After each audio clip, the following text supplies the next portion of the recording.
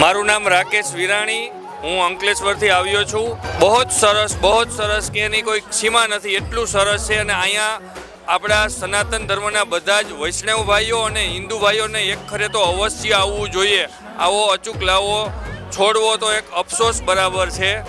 આ પ્રોગ્રામમાં આવીને મને ઘણું પોઝિટિવ વાઇબ્સ આવી રહ્યા છે. અહીંયા બધા જ મંદિરનું એક સ્મોલ ડેમોન્સ્ટ્રેશન બતાવ્યું છે.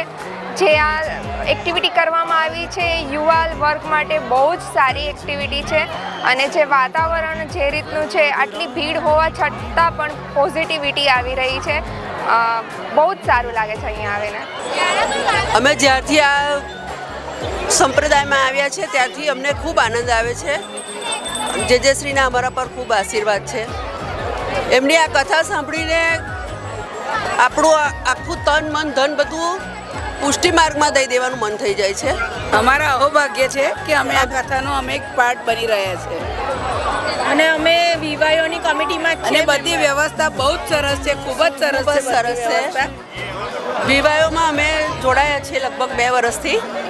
જે શ્રીના આશીર્વાદ છે મારા પર.